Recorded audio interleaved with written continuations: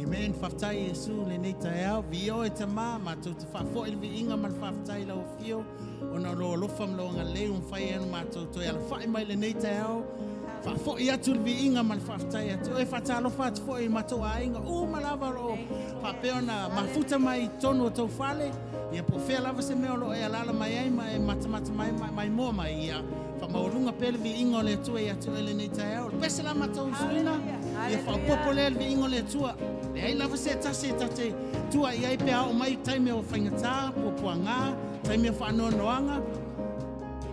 E tasi lava le tua le tate au o nei, o ia lava lea, whafo i ele vi inga, amen. E whamawhanwhana mai o ia wa, o ai se o whaanoanoa, o ai fo i se o whapeona, o ia mawhitianga ma me whapena, o te tau ia te o le suafo Yesu, e mawhanwhana i mea uma, amen, a whaita amene i ai. Pese ma vivi i le tua le nei tae au whafo i vi inga i lo tatu tama. Wa o ia e tu mau pēr whapau, e whapapau, hallelujah! Praise the Lord!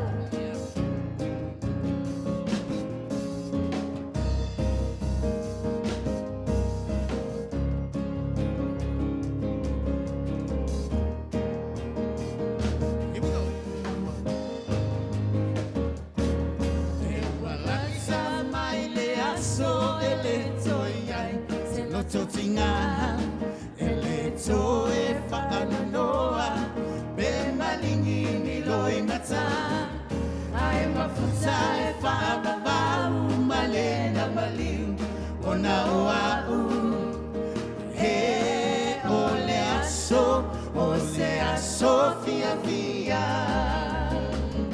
e walata mai le aso ele to iai se lo totinga ele to e whaanonoa ve malingi o ni loi ngata ai mafuta e whaababau malena maliu ona oau e ole aso o se aso fia fia e ole aso fia fia fofo malo faola ole ai ata ilo lima ma avea uile nanu na fola ina ele toyai ni fano anoanga beta waveni avenga mamafa ele tomai betinga ele toia ini fa atofa ai mafuta e fa ababau malena maliu ona oau e ole aso o se aso fia fia e ole aso fia fia pe aova ai a Yesu i fofo malo faola ole ai ita ilo lima ma avea uile nanu na fola ina e ole a Sofia fia pe aova ai a Yesu i fofo malo faola ole ai ita ilo lima ma avea uile nanu na fola ina ma avea uile nanu na fola ina ma avea uile nanu na fola ina. Praise the Lord. Hallelujah. Thank you, Lord. Thank you, Thank we you, praise your name, Lord. We praise your wonderful name, Jesus. Hallelujah, Lord. Hallelujah. Thank you, Jesus. Hallelujah, Lord. Hallelujah, Lord. We thank you, Jesus. Hallelujah, hallelujah, Jesus. Hallelujah.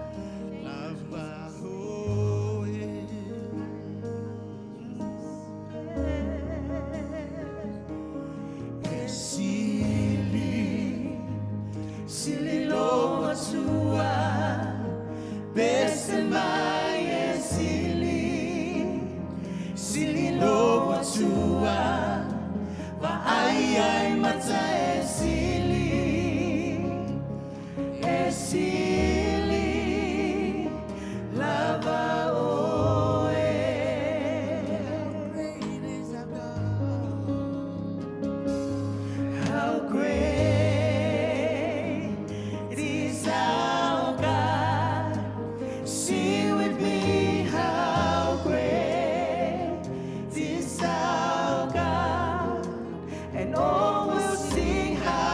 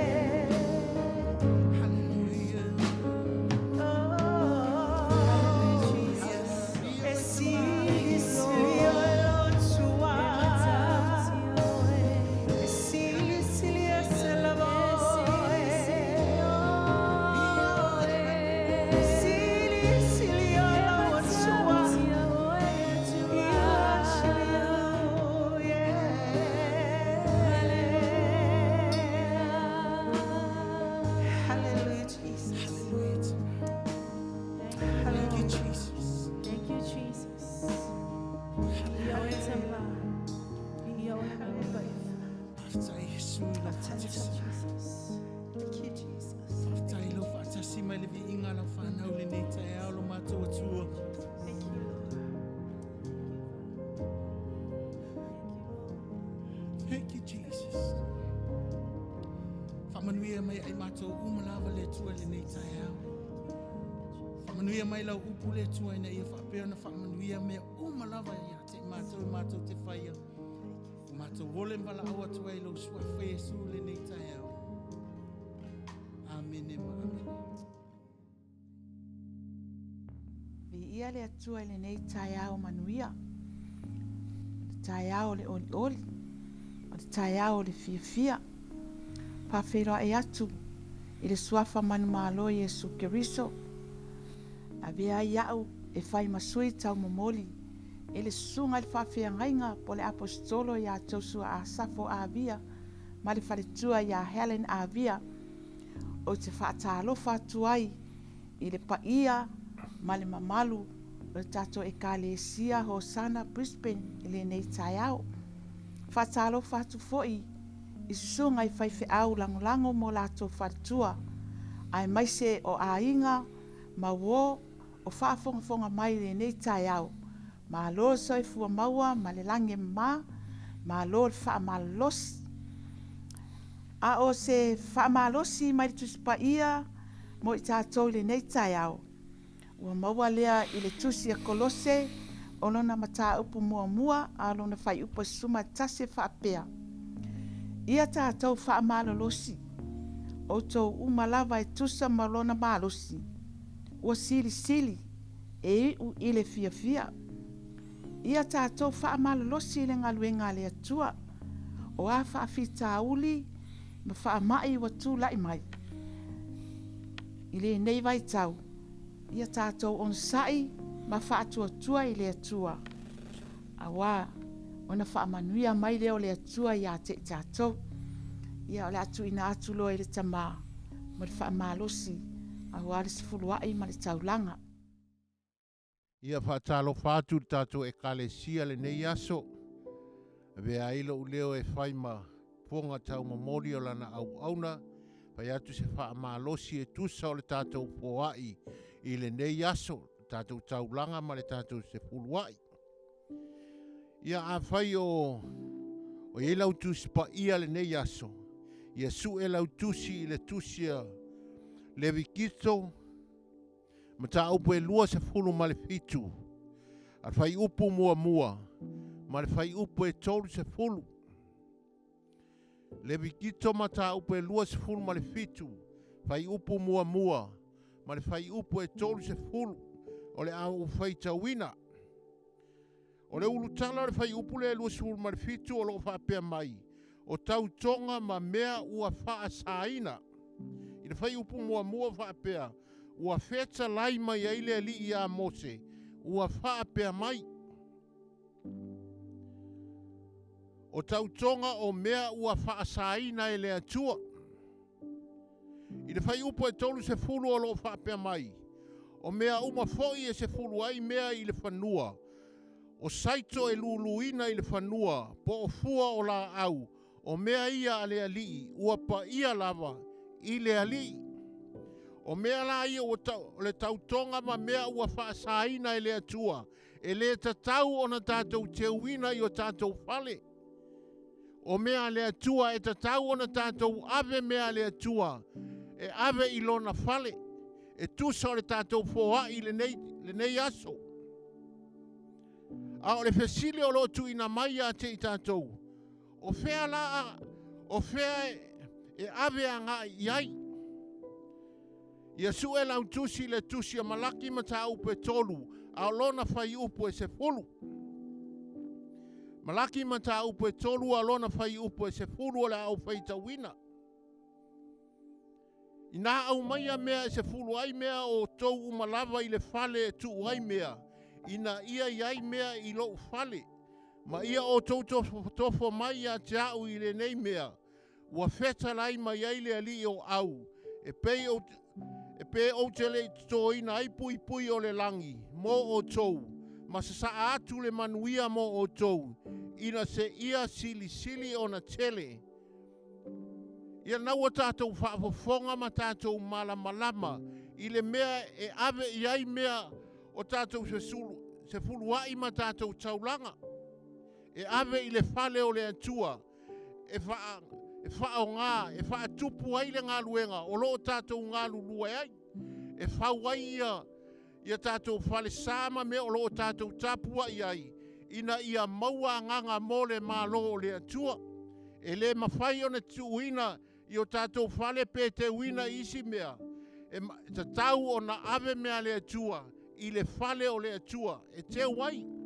O se wha malosi na ia te i tātou, ia fōa i malo tātou loto malie, i le ngā luenga le atua. A whai e fōa i mo tātou loto malie, o le a wha manuia le atua, e tusa o le tātou fōa i. Ia, o se wha malosi na ia te i tātou nene iaso, a le a tātou te talo mo le tātou, taulanga ma se fuluai. Pātai le atua lo mātou ta māua e sila fia, wa mātou malama i mea e se fuluai mea mātou te maua.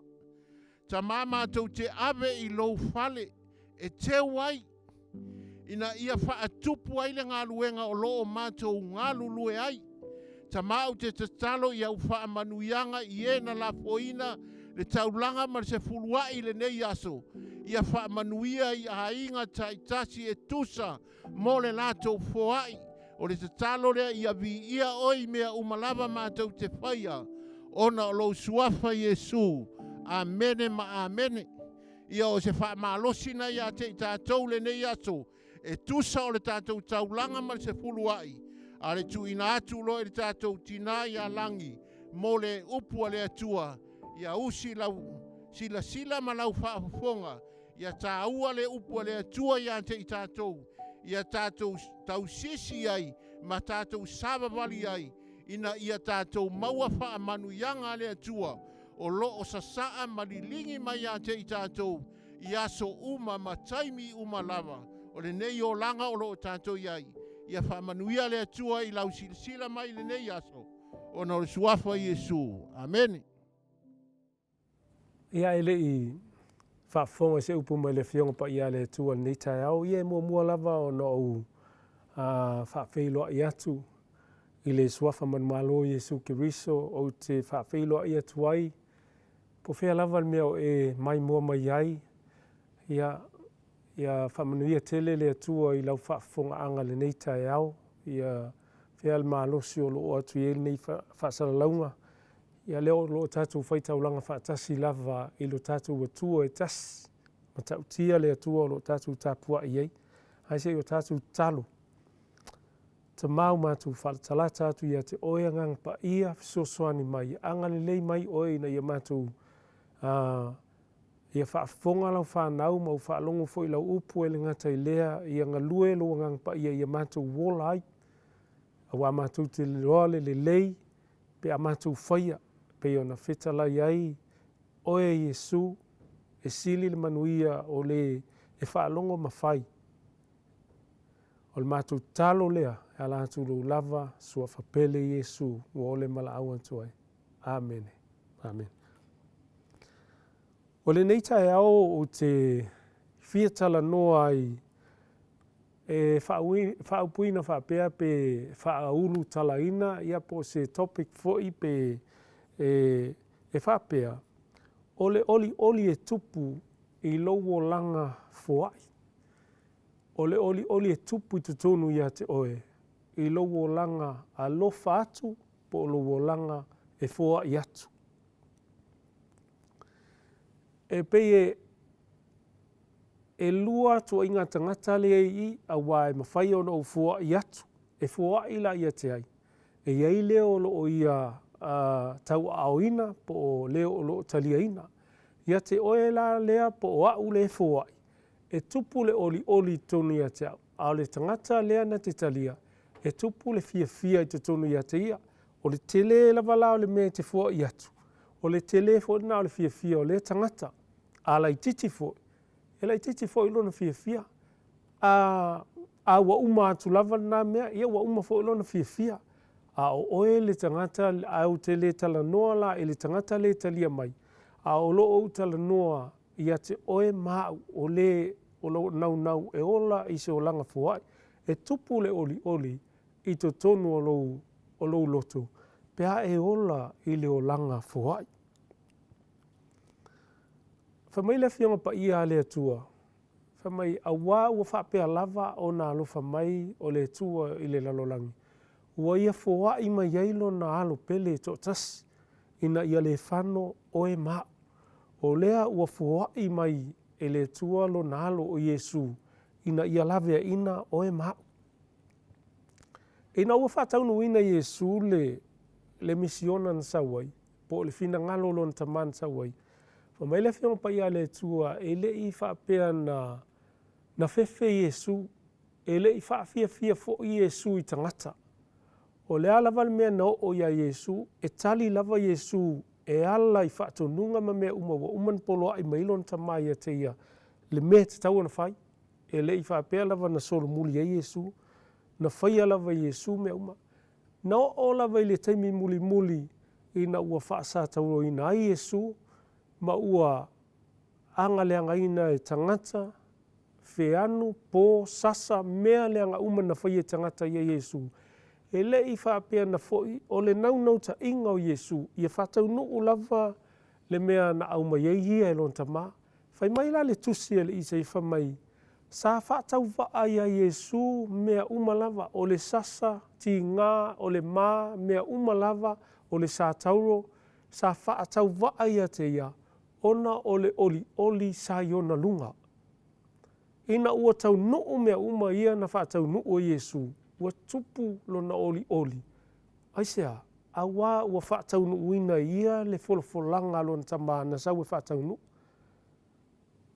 Leiti ofai mai le Filipi, e wha, the joy of the Lord is my strength. O le oli le li, o lo ma losi lea, o le oli le li, o lo ma losi lea. E lea i lava seisi mea tatu te maua i le ma losi lea, ua na o le nganga pa i o le li. Lea la ua uma nei na whailinga luenga a Yesu, ua maliu, whai mai, ua toe foi o ia i le langi. Mai la Yesu, a o walu i le langi, o na awina mai lea o le nganga pa ia. O le nganga pa ia lea, e a fio ifo, so se mea lava iai, tau te iai, e iai lava ia. O foi lai le tai ao nei, o fea lava e alala mai iai, ma e maimoa mai iai, ma e silsila mai iai le nei tai ao. O lo iai le nganga pa ia te oe. Ina ua fio ifo le nganga pa ia, i le imamau atu tatu whamana tuina, i naiva yaso ua mawai atu. Ua fio ifo le nganga pa ia, whai mai whaatalitali i lato uma, e lea ima se sinana i loa po le ale me sau ma le nganga pa ia. Ai whai mai ina ua fio ifo le nganga pa ia, ua whaatu muina i lato, o le mea na tupu. Na tupu le alofa, na tupu le loto foai. Ai lea lau ato e sau a, lea na alu Yesu, i le oli, ma le foai na foai mai e le atua e ala i lo na alo, le ua fo i atu Yesu, ai sau le ngang pa ia, wha mautu wina i le ngang pa ia, le mea na whai mai ei, e a le atua le tama, e o i lo na alo, le fo i ua sau le ngang pa ia, wha mau sali ina lava nei mea, o le loto foai po le loto alofa. A o iei lato i tono le awhea o pitolunga. Wha mai ina ua tumu i lato i le ngang pa ia, ua mata o na ua wha maa fola o lato lima, ua tufa atu a lato mea, wha mai ua tufa atasi a lato mea uma, o na tufa lea i tangata. O e le tau aloa, ia ua o le na aso ua tele a lato mea, o e sa mau oa, ia ua wha safua umatu a lato oa ie na le mau oa, ua mau oa tuai mai le ie i a lato oa. Po alawa mea umasa ia i lato e o i whanua o fale, i le ngaluenga na e lua, whai upe whasuma lua, ia ma le whasuma le fitu. Nā o lo o a Yesu taime te tanga i ei mai whaitawai, wha mai ua tupu tele lea lofa ia i lato, ma ua tupu whatasia lato mea, o na shea lea. Nona winga, o le oli le ua puna i tutonu ia i lato, o lea ua mata ai o na sau fafo, ua matala o lato ua ao, ua whaasoa atu, ua le ngatala ina ua tupu le oli po le lofa i tonu e alatou, a ua tafe atu i tua. Ua tafe atu i le mamadu whamai, ua mata mai le nu, tasi nā mea mānaia. Whamai ua mata mai le nu. Ua le ngata nā alofa alatou i te tonu o le kalesia. Ai whamai ua alofa ngia le nu. Tasi le nā mea te tau ona tātou lua. A tupu nei le oli ma le alofa i tonu se kalesia. E alofa ngia i tātou e le community. E mata mai tangata mai fafu. Lātou te iloa le lei, le alofa o lo tupu i te tonu o se ainga wha le nganga po se tonu se kalesia. So se kalesia lava. E leo whaapito i se kalesia tasi le nei tautalanga. A o le fesili. A wai tele lava o taimi tātou te mantu nātu whaapea. Ia e tele lava tātou a maia le nei mata upu. O le nei fwoi mata upu le fuai po lo walofa. E pei e langona lava e pei e le talawhea ngai i le whaafonga nistangata. A wā pau lava leo le mea e tele anga i ai le tala noa a nisi whailaunga, po nisi o whaife au. O le fuai po le alofa. A wā fo i pauala leo le mea o i tangata whapea, i a pauala leo le mea maua. Ia nā le give, nā le awe lava. Ia ai le eise mea sau, o le ale mea mauai. A o le wau whailo ia te oe nei tai au. Le mea tupuai, o le fesiri la. E ala le whailaunga. Le ala o fesiri lava le whailaunga ia te ia. Pe ala le whailaunga. Ba o mafuanga tonu ale nā reo na o mai fo nei matau. E tupu le oli tonu ia te oe. Pe ha e ola i se o langa fuai. Ia e ala le whailaunga. I le tusi leo whata oto au lona matau pe luas lua Yesu teimi te whaitau iai au lona whai upe ono. Whai mai, a o le tama e tusa mau nala, a o ona matua, e leto e te esai, i lo tupu a e tono lo a inga, o le mene isa o ina e lo te maa ia i mātou, ia mātou alo lofa i tangata, ia mātou anga le lei. O te mantua lava po le sifuru luanga i lunga o utausanga sa masani o na au mai ni pasi o i tuā, ia po ni iei e pepe i le awala se i tulou, ia e sau lava lau tamafa mai wa ai ta vale iai i luma i ma tangata iai nofo i le awala. Faise mea ni mea ai, na wala au leo tangata, e o mai faise latu tausa minga i le tatu fale. A faifo i e le mwhai ona fix pe whaale lea la ta vale. E mo moe ia i, sa whaatino lea au nanga whaapea. E o masani e le ngata fo i leo tangata whainga luenga, o i nise whainga luenga le awala, e whai lava lea masani ai mātou, e o e whawhanga tangata i le awala. Ua ou tupu ai fo i laha au leo whaila o ainga, whaila o whanau. O le mea lava lea o wina i tono lo o ainga, ma lau whanau. E maise o lo utolua, i e tātou wola i se o langa alofa, ola i se o langa fuai. I e tātou fuai tangata, i tātou alo lofa i tangata. I le nei la COVID-19 fulma le iwa po le wha mai o lo tātou i nei o loka ai tangata i le whewai. Sa tele lava ma te tal noa lava nei mata aupu, i e tātou alo lofa i tangata. Lea lau wo o mai lo le teimi lea. Pe ua mātou loa, ua iei nisi ua le ini a lātou ngā luenga. Iei fo inisi ua o le loto popole, ua le lava le whaasoa mea. Sa au whai atu i lau whanau ma lau tōlua. O le teimin nei o tātou, o te tau on tātou o tātou te ofa lo whātung tātou e whaini ngā luenga le lei nisi a inga. E le ngata i tono o tātou wai kalesia, au whafo atu. Sa mātou whātino ina nei au nanga. Ese, o te tau ia te o ese le mātou ngofie. E loa e te leo au tautala au e te avatu. Ua ave ese atu se mea ia te oe.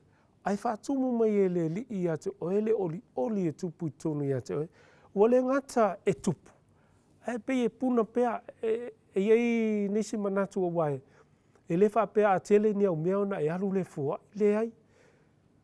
Po le tele o mea, po le tele o mea, o ani mea o ia te oe o tele o tala noa fo i hanga i tupe, na o tupe.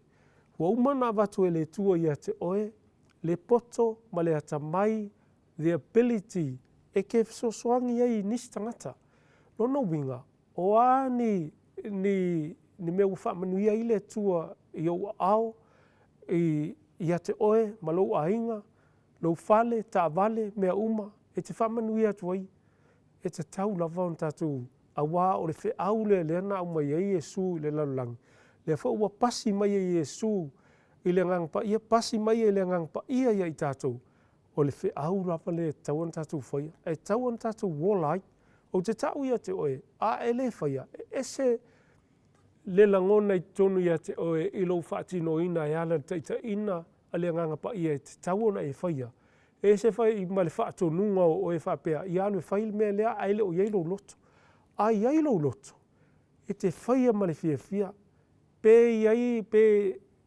i le tauga lemu ma le lē tauga lemu i le lelei o mea ma le lē lelei o mea e tupu lava e puna pea le olioli tonu ia te oe me leo te faamalosi e te oe nei taeao aua na ona tatou gagana ai pe tatou te tautala ai ae o te naunau ia te oe ia e ola i se olaga faatino e sili lava lou tofo i ai taste and see that the Lord is good. It's real. O mea leu o te tonu o le moli maruina e nisi tangata o loo whaafonga mai, nei te mai mo mai, ma e silisila mai. O nei tupu ia te oe, oe le tangata fuai, nā fo ia tupu ia te oe. E tupu i tangata umalava o loo tal tonu i lau tala le whai atu. Ai o te whai atu ia te oe, e aona e whataitai e. Ina ua mātou atu e fisosoani nei tangata e o i tangata mātou te le masani ai. E se langona, ua mātou fo i mai o nisi, ua toe fo i mai ma whai mai. Po le ale nei mea ua mātou whai they shock. Pe uo, se o lātou langona. Ai, nau whaftaia e au lava i le atua. E le o seisi na whaatonu mai whaia, o le anganga pa ia, o lo tonu ia te oe, o le anganga pa ia o tonu ia te au. O ia na, o lo ngā lua i tonu ia te oe, na te whaasinoa, e le whapea whai o whai atu, e te alu matua ia lofa, na ta tuwha atua, le ai. Vai, e te iloa lava i te tonu ia te oe, te talu i le anganga o le atua, a wai ei fwoi nisi, e mawhai ona abuse fwoi, e lo wanga le leima, lo wanga lofa. E wana o le talia mai a, talia mai, ai te tau ona, o se whataita inga wai whai atu iei. I alu lae, e iei se isi ta maa, papalangi in toi fo i atu i matunga ruenga whamai. O le ale nei mea ua tau whaia. E ala pe atu e watu. It's too much for us. Aua mo whai atu e lo tōrua. Ia vai o ta maa. A whai e te le talia nā pe a whapea o lai telefo i niau tupe. Ia ma, e ala pe alu e whaasoa atu i niau wō, ia pe tuwha atu fo i nisi o lau ainga, o lai te iloa lai mana o miele fisosoani. Nā matua i alu fia le neita mawha mai ua tala i atu lon ainga, ma ta atu i lana whanau, le nei mea ua tupu. Ia, ele o nei mea ele o hau, ele o lau ainga. A o le atua lava ia, o le anganga pa ia na whaasino mai.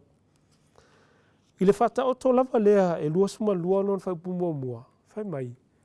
E sili le tau le leia, nei lo tupe. A tonu fo i e mawhai ona e whaia nei au nanga o ona o lewa utal noa toi e tupoilo oli e te fisosoani nisi tangata. E mawhai o lea na e whaia ina ia tau lele iai o e whapea, ia oa ua lea. E tupu i tono mawhitanga, tupu i tono e kālesia, e tupu fo i tono ainga. E matua i tamo whai ata mai ti ngana le aile whanau, ti ngana le lava le whaasua, ai tamo whai a ina ia matua i lau mamea, ina ia vi ia o el tama, a lai safa le ainga, pe vi ia al whai whiau, a lai safa le kālesia. Ai o te e wha maa losi ia te oe. Whai mai ia le whata oto lea e lua suma lua alo na whai mua. Ia sili le tau le leia. Nei lo tu petele. e sili a le taulele ia po le ale tele mai o tupe tangata. E manai a le umae o lae e le o le tupe. Wa le se whaalala ia e whaia le mea ono o tupe. Po le taulele ia le sau i. O le your reputation. Lono winga e le whapea o mea ia umatu awa nei tinga ina lo ainga awa nei po le ale mea tupu. A ia halu pea le tala lea. E te loto alofa. E te loto fuai. Awa nei fua ia o na whapea ua whaatonuina o e fuai. A o se mea ua whaatonuina ai o e whaatumuina ai o e le ngangpa ia e te fuai. A waifa mai fo ile upu Samoa. E a le unga e tausili. Ia e tinga ina lava le tingi. Nono winga, e iei taimi ia te au le tamā, la toso o māta mo whaia, ia whaile mea ia whapea, ia ua le sili, a le oi le whanau. Ia po oe fo i le matai o lo taita ia le ainga, e tamu whaia e whaime ia tau le leia ana oe. A o lea, e le o le winga tonu ana o le tau le leia le whaimai i. E le ai, awane i e ai le oa, a ia e ai i lou tau le leia, i mea e te tau ana e whai. Ma mea e le te tau ana e whaia. Whamai, ia sili fo i le anga le lei.